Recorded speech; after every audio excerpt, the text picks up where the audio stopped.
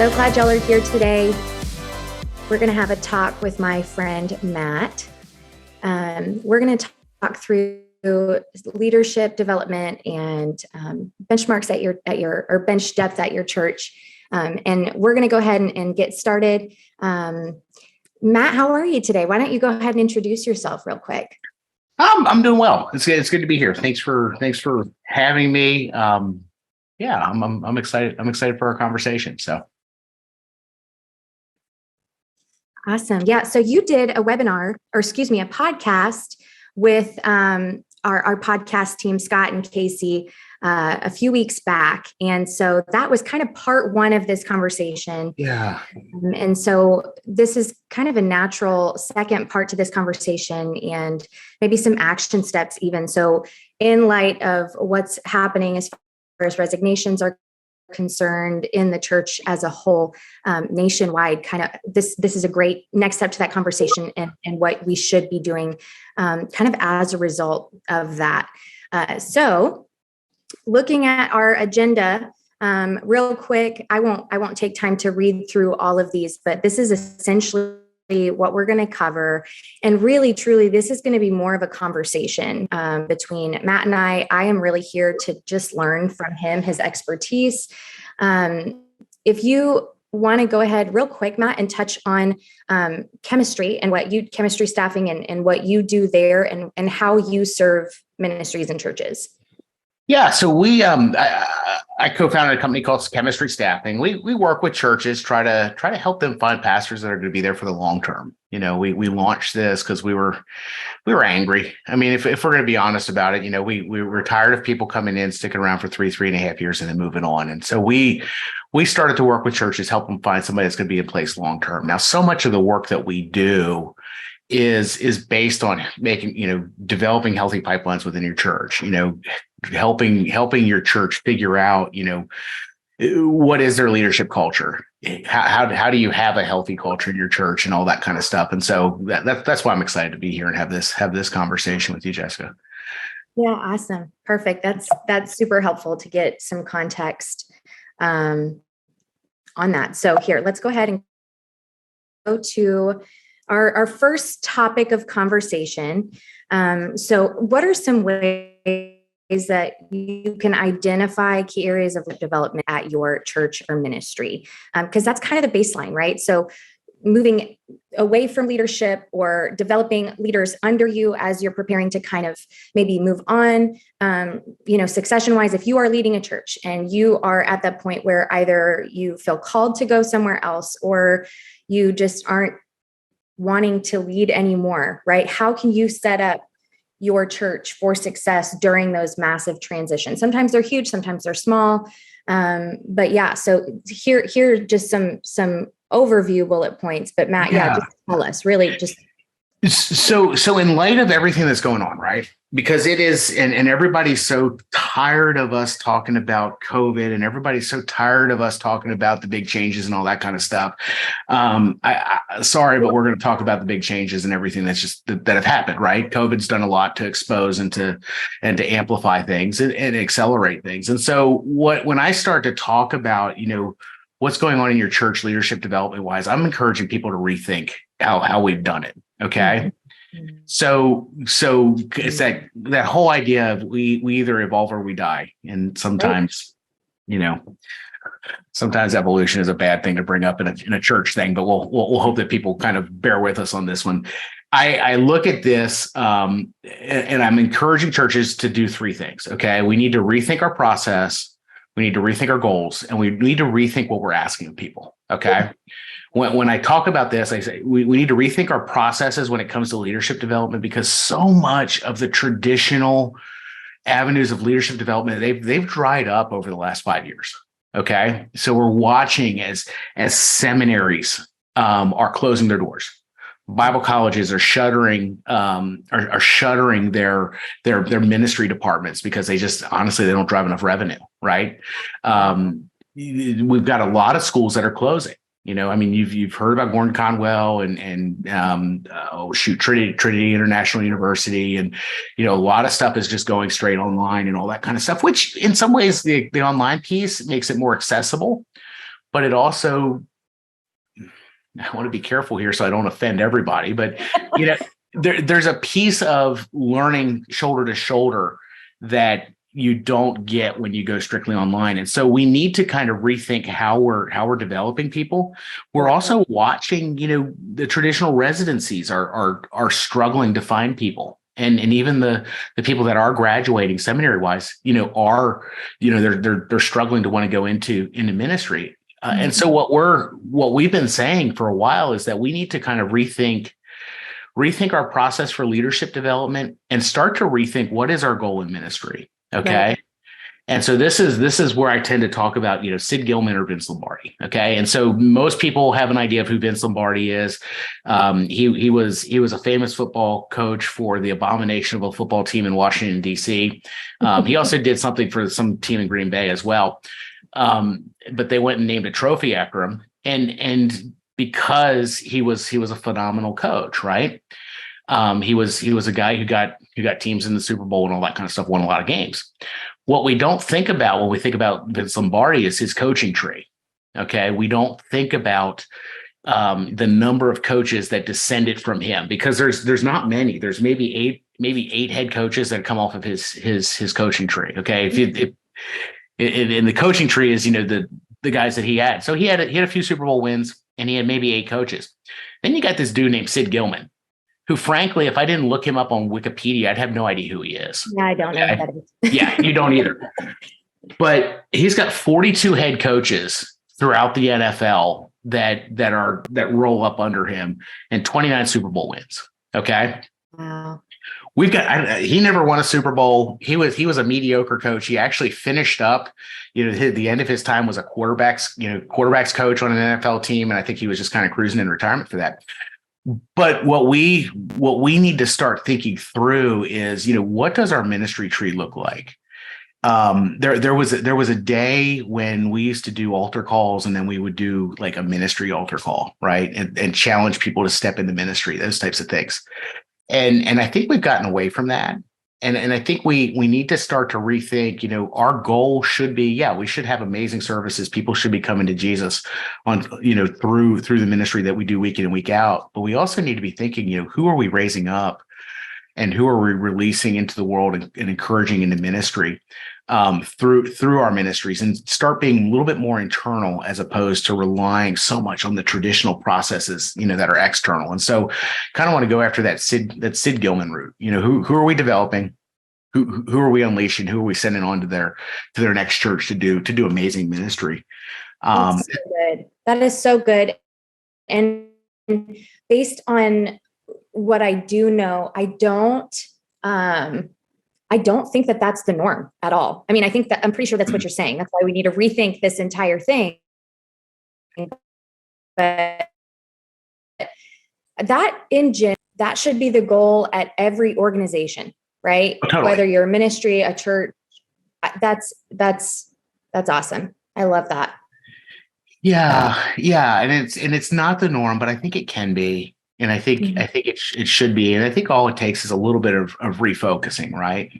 I really do. And I think it forces us to kind of, rethink what we're asking of people, rethink what we're, what used to be essential probably isn't as essential anymore. I was interviewing a children's pastor the other day, and we asked her what curriculum she liked. And she basically said, I really like this curriculum, but I can't use it because it takes way too much time for volunteers to get ready. And so I use this one because it's simple. And my volunteer can spend, 30 minutes preparing for it and execute it really well, instead of having to put, 90 minutes, 2 hours in an already busy week. Right. And so, so much of our previous structures have been, you need to devote this much time and this much energy and this and this and this. Sometimes we need to think, okay, where can we start? What do we just want to ask for basically, and kind of go from there. And it's a little bit more free form and it's a little bit more free flowing. But I also kind of think that's what, I don't know, Jesus did. and so it's a lot of rethinking. It's a lot of kind of pushing people outside of their comfort zone within the church, but that's a lot of what we've been pushing people to kind of think through here in the last couple of years at least. So yeah, we've kind of been forced to be flexible, right? And totally. And it takes some serious adaptation. But yeah, why don't we lean into that now? So if that's a strength that we've been able to exercise for the last couple of years, what more can we do with that ability and that, that flexibility? I think that's awesome. That's great. Okay. So any more on that while we're still here? I'm sorry? Any more on that while we're still here? If I do, I'm going to jump ahead on my bullet points, and that's never a good thing for anybody. Okay, let's do it. Okay, so now we're going to kind of take a practical step. We've set the standard. Here's the idea. Here's the concept. So how do we actually practically apply that? So yeah, let's talk through this part. How do you evaluate who you've got and what you can do them? How can you empower them? Yeah. And so much of this it kind of builds on what we were just talking about, right? So many things have shifted. We need to kind of rethink what we're asking of people and all that kind of stuff. And we need to kind of shift how we're doing our recruiting, right? I love the whole conversation around I see in you, right? So much of what we need to be doing as ministry leaders, as pastors, as shepherds of our congregations is kind of looking to see who's out there that has that we see ministry in them, right? Mm-hmm. That we just kind of need to tap them on the shoulder and say, you know what? I really think that you could be a ministry leader. I think we've gotten away from that. I think we've gotten to this point over the last several years where we've tried to professionalize ministry probably a little too much. And we've wanted everybody to, to bring a degree of professionalism from day one, right? Where I get it. And I think part of that, and here we go, we're gonna tick people off, but I think part of that is we see the highlight reel at conferences of what large churches are doing. We see like things being done with just incredibly well, right? We see things being done with this high-end production value and all that kind of stuff. And let's be honest, a church of 300. It's not going to look like Elevation on Sunday morning, right? Yeah. And that's okay. Yeah. That's okay. I talk about everybody needs to start somewhere, and we talk a lot about excellence, but I think a lot of times we confuse excellence and perfection. And mm-hmm. if we are doing it, if we are serving as an act of worship to our God and we're giving it the best that we're able to do, sometimes that's okay. It doesn't have to look, it's this whole idea. Everybody needs to start somewhere. And so when we start, maybe we're hitting 70% of perfect, right, as a volunteer. That's an okay thing. And if we're able to kind of pour into people, if we're able to encourage them and empower them and train them and give them more skills and ability and a little bit more, opportunities to do ministry. Sure, man, that's an incredible start, and that starts to kind of change the culture of a church, right? And so we have, we come alongside people. We say, hey, I see this in you. We give them the grace to be able to not be hitting it out of the park on day one, and then we start to, as we develop them, as we care for them, and this is staff or volunteers or whoever, we have the conversations. Hey, where do you see yourself, 3, 5, 10 years down the road? Which frankly is a scary conversation for church leaders, right? Mm-hmm. Oh yeah. We don't like going there. Because sometimes we think that we're going to get a box. Sometimes we think that we're going to lose people. Who knows what that means? Yeah. But we don't tend to like going there. But if we're able to say to a youth pastor, say, hey, at some point, you're not going to be able to do all-nighters. I know you think you can, right? But where do you see yourself going next? And they may say, hey, I want to be a campus pastor. I want to be an executive pastor. I want to be a lead pastor. Start developing a trajectory for them that, going back to what you were saying initially, that that gives, a lot of times you'll keep people for longer because they're going to give you the benefit of the doubt if you're pouring into them than if they feel like, these guys just want me to be the youth pastor forever. They see me as the pastor of frisbees and pizza parties, so that, there you go. That's so good. And back to your first point, I see in you and talking, and then too, just empowering everybody to kind of start somewhere, take ownership, give them ownership to do something, and how that may appear less polished, right? But I will say, so I have not personally worked in a church. I volunteer at our church, but I admittedly I hunger for that authenticity. I hunger for a more genuine, approachable, experience versus that hyper polished, almost like concerty, right? Yeah. It's not really meant to be. Yes, it's obviously wonderful and more inviting if worship sounds excellent, right?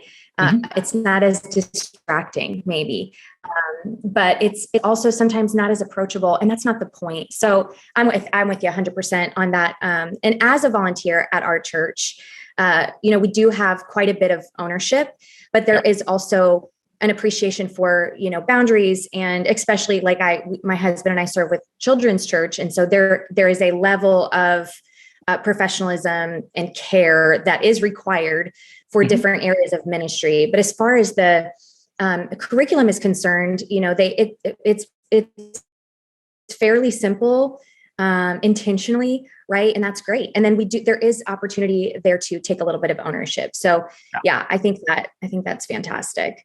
Okay. So then as leaders, how can you as a leader lead proactively versus reactively? And this, again, it's so interesting to be discussing this with you, because again, I don't work for a church, but I think so much of this is just applicable anywhere where there's leadership, right? Which even in our homes, I think that there's opportunity to lead this way. So this is a great thing to talk about. Oh, totally. Yeah. So much of what we've learned, I mean, let's be frank. I don't know that COVID may be over, but I don't know that we're past these big interruption seasons, right?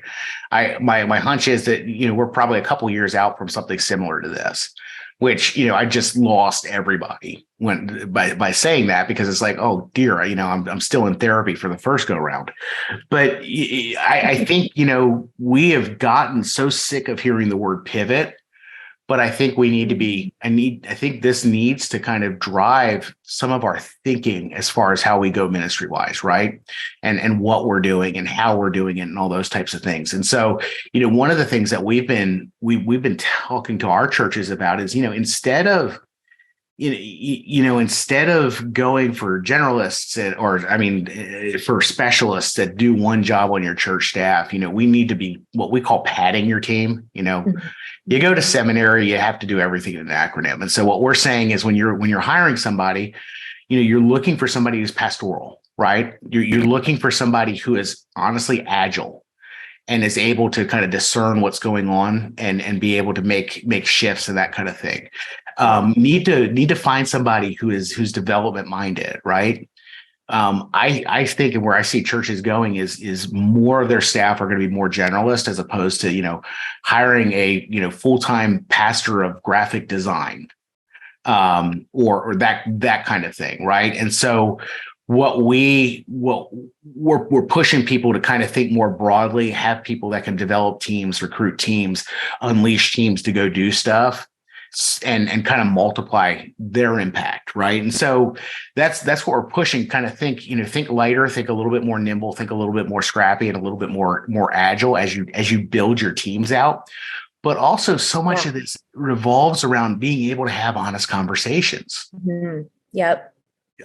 We're the church. We should be able to do this, but a lot of times we struggle, right? Yeah.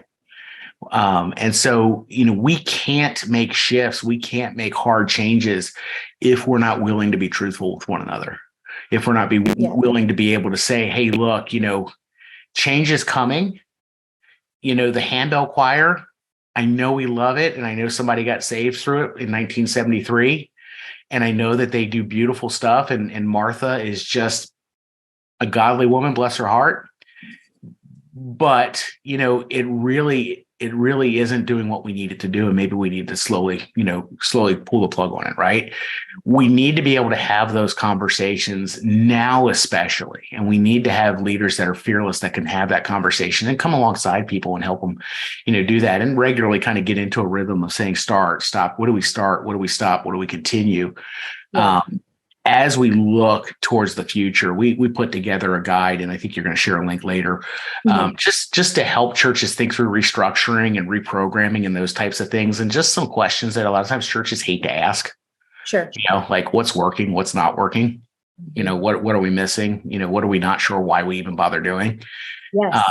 Bunch of those types of questions to help you kind of work through some of that.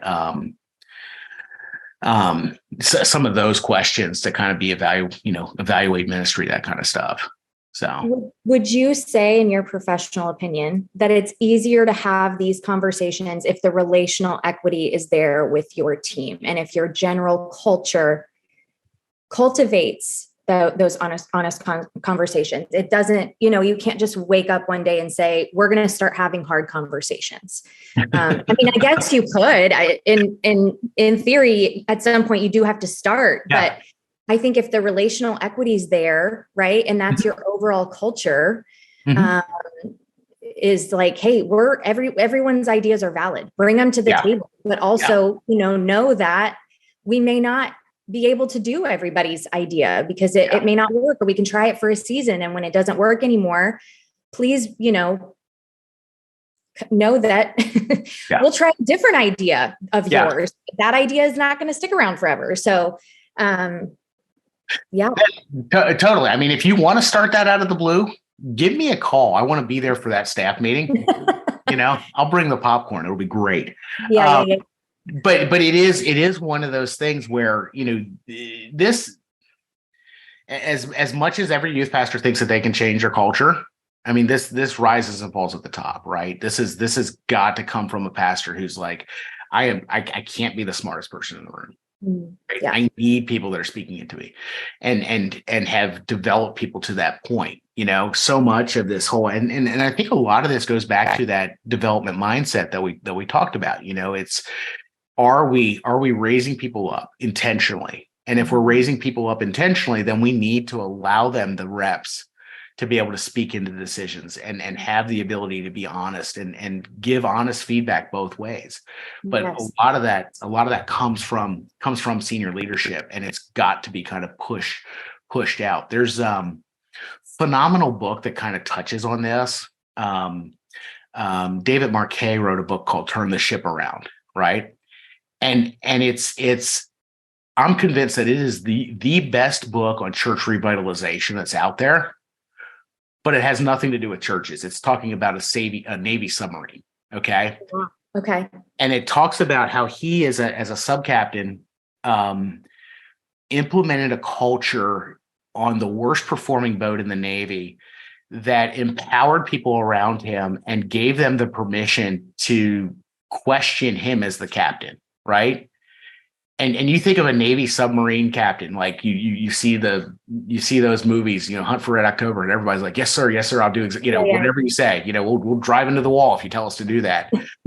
But he instituted a culture where he pushed out the authority so that people who, knew more about torpedoes or nuclear reactors than he did could say, Captain, this is what I intend to do. I know that this is what you said, but I'm just going to, I'm going to tell you that that's probably not going to work out really well. And they do it with respect and all that kind of stuff. But what ended up happening was, if you look at his coaching tree, the sub, after he left, continued to be the top performing boat in the Navy, year over year over year. And he can look at all these enlisted guys that maxed out in rank and authority, and all these different guys that went on to captain their own boats or be admirals and stuff. And it's like, that's the mindset. It's, who do we invite to kind of speak into this, or do we just kind of bite our lips? The story that was frightening in this book is, he was initially supposed to be on a and this is Navy technical stuff that probably is boring everybody, but he was originally supposed to be on a nuclear sub, right? But at the last minute, he was put onto an attack sub, and they're, the nuclear subs, they drive around, they shoot missiles at people, blow up the world. The attack boats, they go out and they're looking for the missile boats, right? And blowing up missile boats before they're able to launch their missiles. And because of the different type of ship, the different type of boat that he was on, the controls are different. And so he called for what was technically the right order for a nuclear missile sub on this attack boat. And everybody's like, yes, sir. They couldn't do it. It was physically impossible to do it on this boat, but they just said, yes, sir. And they kind of didn't do it, but they had no idea of how do we say, we can't do that. Yeah. Captain, you must have hit your head or something. So those are, that type of culture comes slowly but surely. Mm-hmm. But if we're building that into our team, and we're intentional and we don't get offended as senior leaders, if we don't take it out and take retribution, and take it personal, and a lot of us struggle to do that. Yeah. We're able to build this really healthy team that can own things, that can speak into it. And man, I tell you what, there's cool things that happen regardless of what size you are when you have a truly collaborative team that can speak honest. So I feel like we're reaching now. Yeah, I love that so much. And I mean, as a reflection of Jesus, there's humility there, right? You're leading with humility. And that's fantastic. We do have a quick question. It may not be quick, actually. What are some best practices for managing and resolving conflict among church staff and volunteers? Okay, this won't be popular because everybody wants us to say, I'm the pastor, do what I say, right? Yeah, right. A lot of this for me, it comes down to, how much coffee are you drinking with people? And this goes back to what you were just saying, hey, can we go and have these hard conversations right away? Now what I've found, and I'm just a guy in Orlando. What I've found is that a lot of the conflict between staff and volunteers comes from, does a volunteer feel like they're being heard? And a lot of times where that trouble happens is it comes from, the sense of a staff person just being like, hey, I'm the leader, you should go do stuff, right? What I found coming out of COVID, and I promise I've got a point here. Coming out of COVID, we've really struggled to see a lot of our volunteers re-engage, right? A lot of our volunteers, we're going and working, 40, 50, 60 hours a week at their day job. And then they come into church on a Sunday and they're committing, 6, 8, 10 hours to pulling off a Sunday morning service. And what they learned is that it is really nice to sit at home on Sunday morning in your lazy boy with a waffle on your lap and not have another, part-time job that you're not getting paid for, right? Yep. And so I think what ended up happening is somewhere along the lines, we got so systems and processes oriented that we, and this is a generalization, and I know your church is not like this, so good job. But I think what we've learned is we've got so systems and processes oriented that we kind of plug people in place and we let them go instead of, really pastoring and shepherding our crowd. Okay. And so instead of sitting down and having coffee with people and saying, hey, tell me about your heart. What really gets you excited ministry wise? What is it that, that just makes you choke up when you see it on Sunday morning? How can we help you serve in that way? We've just kind of assigned jobs. Okay. And so, then what ends up happening is, sometimes there's things that are inefficient and somebody says, hey, what if we did it this way? And a lot of times we react poorly to that as ministry leaders. Done it many times. It's like, you just want to tell them, hey, stop, do the job. So here's what I say. If you don't have a significant go have coffee and breakfast budget with your volunteer teams, you are missing the easiest way to resolve conflict, right? Yeah. Build the relationship, have the coffee, share the stories, all that kind of stuff. And then, the conflicts become less severe and less ugly. And then when some of this kind of pops up, it's, hey, go have coffee with them. I had one of my volunteers at a church I served at in Texas. his heart and his passion was seeing the church be safe. Right. And he wanted to build a security team, and everybody's just like, oh, you're overthinking this. Oh, you're overthinking this. And so, and so he got labeled as a troublemaker.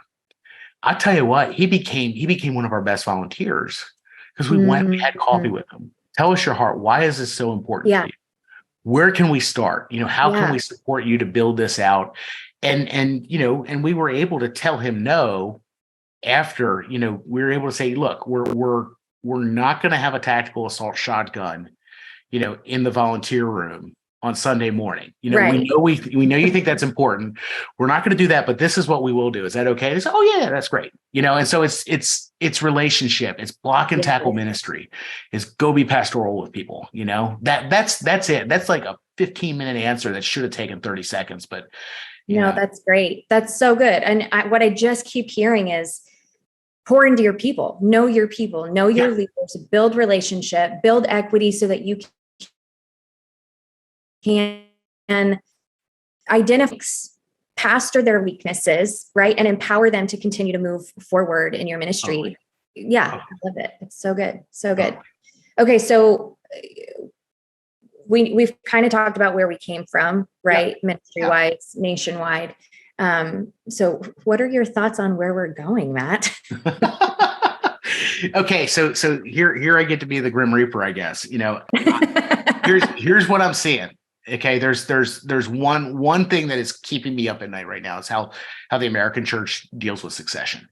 Lifeway in November of 21. So the average age of a pastor in America was 57. Okay. That was 21. It's 23 now. So I think it's safe to assume that's at 59. Who knows? It might be older, but I don't think it's going to be 35 now. Yeah. Another stat to kind of think of is 1 out of every 1 people dies. And because of this, we need to realize that our ministry it's a stewardship and it's temporary. And because of that, we need to start thinking now about succession, right? Now, it doesn't mean that you're going to putting resumes out or telling the congregation 3 days into your new ministry, hey, I'm out of here. And, however, but we need to be thinking about, what happens when we move on. Sure. We need to be thinking about, who is it that we have in place and how do we set them up well? And I think it's fully appropriate to start thinking about that 90 days into a new pastorate. You're going to think about it differently, 90 days in than you will, 5 years or when you're 57 or whatever. But we need to be thinking about that. And so much of the conversation about building out your ministry tree, indirectly goes directly to succession, right? Yeah. We need to figure out in the American church, we need to figure out our bench depth. So that we have people that are ready to step in and be the next generation of senior pastors and lead pastors and solo pastors and all that kind of stuff. And so, having those conversations, when you're young in ministry, I call it when Matt gets hit by a bus plan, what happens if suddenly for health reasons or for family reasons, you need to move on, who steps up? How does the church handle that? Do we get an interim? Have those conversations early on. As you get, older, start looking at people and say, hey, they could potentially be my successor. And the earlier we start to kind of give ministry away to the point where maybe we have more than one voice speaking on Sunday morning.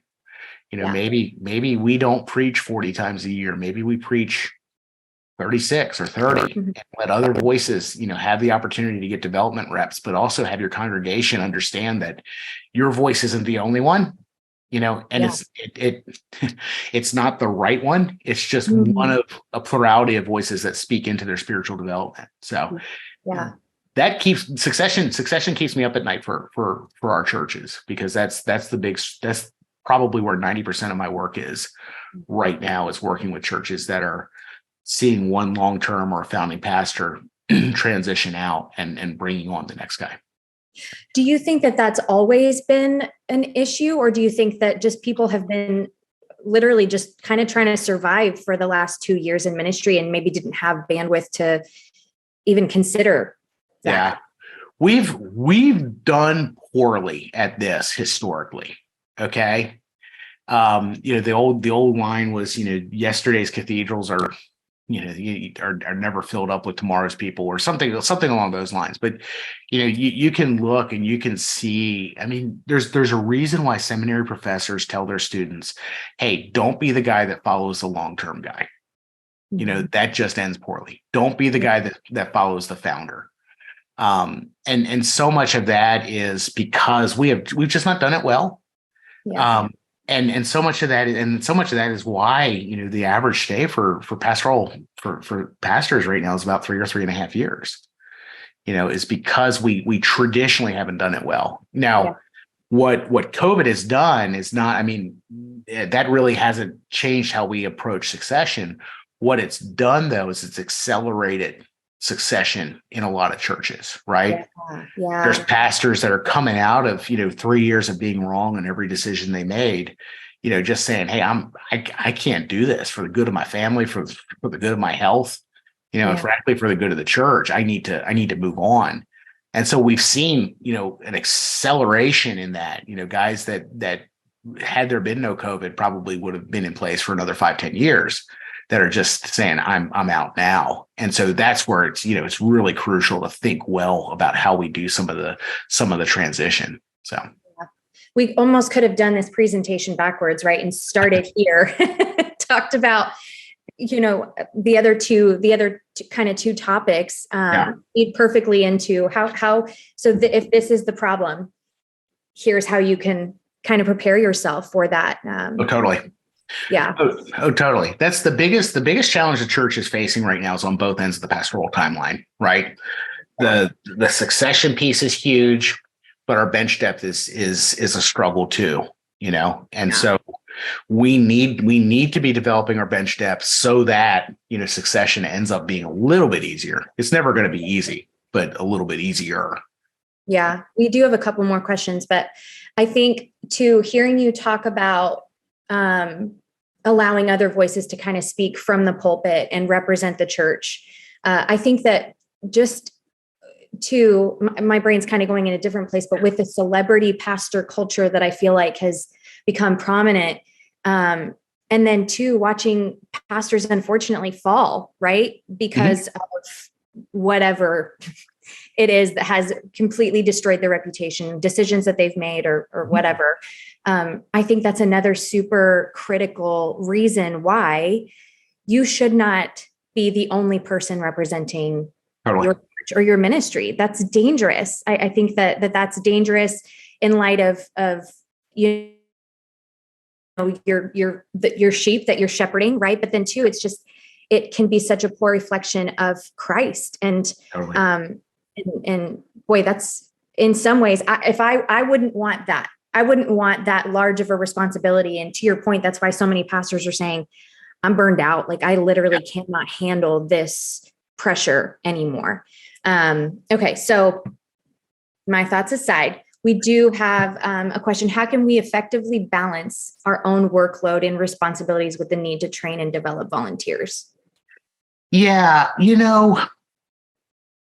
So this goes back to, part of what I said early on is what is our goal? Okay. What is our goal in all of this? Is our goal, just Sunday? Is our goal just today? Or is our goal, to create sustainable ministry that maybe doesn't rely on me for everything to get done, right? And so, and here's the deal. I don't know that there's a right answer on that. There's there's a right answer for me personally on that, but I don't, whichever answer it is, own it and run with it. But if your goal is to start developing the next generation of leaders and create sustainable ministry that doesn't rely on you, then that means that there's going to be some things that you lose on. Okay. So fun fact, I came to faith as a cadet at the Air Force Academy. Okay. And that's, received a call to ministry while I was there and ended up getting kicked out, but that's another story for another time. But one of the things that we had to learn there is because what they they're creating Air Force officers and people that need to be able to make decisions and make decisions in bad situations, right? Where there's really no good choice. But one of the things that they taught us by giving us way too much to do is that there are times when you need to choose to lose on something. Okay. And nobody wants to lose on anything, but sometimes you just have to say, look, I am willing to lose on that now, because if I try to do that and everything else, we're going to lose on everything. Yeah. Right. Yeah. Or if I focus my time there now and do what really needs to happen there, I'm not going to be able to do, the big task.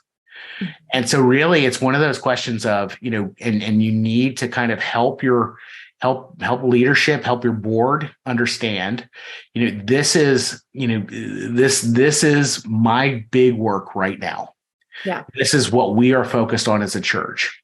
And yes, we're going to get some flack if we say, hey, I can't focus there because I am focusing on, raising up this person to be able to preach on a regular basis. Or I am focusing on, doing this or whatever. And so that's really the question. And this goes back to, rethinking what we're asking of people, rethinking what we ask of our board, rethinking what we ask of our staff, and being comfortable with shipping things when they're, maybe 70% of the way there, but it allows people to really kind of get those reps and really develop and that kind of thing. And so that's a lot of it. It's a bad answer. Everybody hates that answer because it's like, well, I don't want to lose on anything. But our life is a series of choices, right? And we need to say, hey, for the sake of this, I'm going to say no to this, which is a good thing, but it's going to get in the way of the best thing. Yeah. Yeah. I looked through some of the resources that we're going to be, providing a link to in the follow-up email. But you mentioned it, I think earlier on, about the workbook that you can work through to identify, kind of what are we doing? What was it? There's 4 things. What are we doing right? What are we doing wrong? What are we missing? What's confused? Yep. Yeah. So essentially really a lead pastor who does feel overwhelmed, because this question feels like it would be a pastor question, right? Yeah. So if you are the ministry leader and you are feeling that way, that could potentially just be something you work through yourself to identify those things. And then 2, just like you also mentioned, having somebody else that's speaking into you and has permission to point out maybe, hey, these are your strengths. You are phenomenal at X, Y, and Z. Here's where I see some things slipping through the cracks. Either I would love to help take over. Can we find someone else that can, step up to the plate? But yeah, if you have someone, either you need to be real with yourself, or if you can't, then somebody else that needs to be, real and honest with you in a way that's productive, right? So you can have I feel like this is easy in a marriage, right? You can have your spouse saying, you're not doing great in this or that or whatever. But if you come to those conversations with a possible solution or, volunteering to help in some way, that is received so much better. Yeah, that's great. That's great. Okay. So then last question, what are some best practices for creating succession plan for a senior founding pastor role in smaller churches, given limited resources and staffing constraints? Okay. So total consultant answer. It depends. Okay. You're welcome for that. It depends on where you are in the process of succession. Okay. So we're doing a lot of, I call it crash succession. It's like the pastor's leaving within 18 months or less. Yeah. And in those situations, really it's a matter of saying, okay, the big thing that we need to focus on for this next season is finding a new pastor. We don't need to change our bylaws. We don't need to change, who's on the board. We don't need to, launch new initiatives.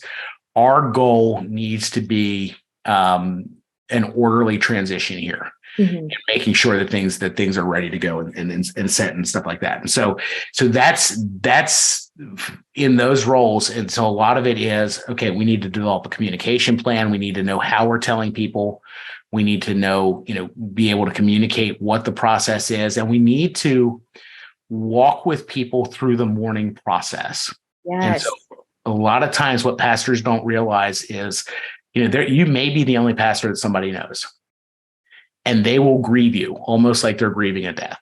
Mm-hmm. And so it needs to be a very pastoral moment where you are walking with people, you're letting them kind of share their emotions. You are letting them celebrate you, which always feels weird and feels unbiblical, but you need to let them do that. And kind of walk through that and be as orderly as possible. The other thing is, if you're an outgoing pastor, get counseling, find somebody that will come alongside of you and your spouse, because as much as we like to say our identity is in Jesus, and it is, our identity is also in being the pastor. Right. And we need a safe place to help us process the significant changes that are coming up. And we need a safe place to vent when your board makes a decision that you never would have made and you think it's the stupidest thing ever, but that's what they're going to do. And so you need to have that in place. Now that's crash, and there's a lot more there. But if you're 3 to 5 years out, if you're thinking about what your succession process is, that's the time really to start preparing. You don't necessarily have to talk about it, but start to kill off your debt. This is a time for you to cash in all your chips, have the hard conversations that we all hate to have, and go and pull some people aside and say, hey, look, one of the things I'm really wanting to do in this next season is kill off our debt load. Yeah. And would you be willing to help give above and beyond your tithe towards this? You can, or you don't necessarily have to say, hey, this is why I'm doing it, but you are setting up the next guy well, by killing off debt. You want to invest in your board in a way that gets them as healthy as possible. And sometimes we make, bad decisions on who we invite on. And part of it may be encouraging those people to take some time off of the board, help them find a better ministry fit, that type of a thing. Yeah. Same thing with a staff team if you're that large. But part of what you're doing is you are starting to pack your church up in a way that they don't need you in order to exist. And so, you're going to get your board ready. You're going to get your finances in order. Probably not going to go start any, multi-year initiatives, that kind of thing. But this is a good time to start inviting other people in for pulpit supply. Are there voices in your congregation? Are there people at other churches in the area that could come in and do it? And so instead of doing 45 weeks a year, maybe you're cutting your reps down so that people are used to hearing other voices. Those are the easier places to start. I was actually going to say those are hard things. Debt alone, tackling that is a hard thing, right? Shoot. Yeah. That's just a lot to work through. No wonder this is, it's tough. tough To just say, I'm out, you guys figure it out. But man, that's just, a horrible way to go out. Right. Oh, totally. It's going to be hard work, but it's a way that it'll serve the church so well. And just like Marquet's book, it's going to allow the church to thrive after you. And honestly, I think that's a bigger mark of success than what the church does under your leadership. But you've earned chips by that time. It's time to start cashing them in, because once you leave your church, you're really not going to have them, have anything to do with them anyhow. But that is going to set the next guy up so well. And if you really love that congregation, you will set them up well for the next guy. Yeah. That's great. Well, we're wrapping up. So just as a reminder, Matt was joining us from chemistry staffing, and he and his team are incredible for consultation with everything that we've discussed today, along with so much more. And then obviously staffing your ministry, right? And then we're speaking on behalf of ministry brands as well today. So, we've got lots of information about both chemistry staffing and ministry brands. If you're interested, we'll provide all of that in the follow-up email. We are going to connect you guys with some resources regarding what we discussed today. the workbook that we referenced a couple of times, and then this 10 things great leadership development churches do well. I personally read through this one already, and it's fantastic. Applicable, again, really for any type of leadership. It doesn't necessarily have to be a church, but even, our NPO customers, or just smaller ministries. I think it's a great resource. And then specifically regarding succession, when to leave and before you go are in-depth plans. And like I said, the workbook that you can work through if you're close to succession, or even if you're not, right? Matt, you suggested that folks are looking at this the minute they take the job, right? As soon as you take the job of lead pastor, it is part of your responsibility to begin thinking about, your succession plan. So these are awesome. So we'll direct you to those resources. And then just in general, a little bit more about Ministry Brands, but these are the tools, the products that we provide. And so our goal is to just empower healthy churches. And these tools are tools that allow you to do that well, right? To be a healthy church efficiently, and in a way that allows you to do more ministry and less work. So if any of these tools look like they would be beneficial to your ministry, please let us know, and we'd be happy to tell you a little bit more about them. But yeah, that's really all that we had for today. Matt, thanks again so much for your time. Thanks for being here and having conversations with us.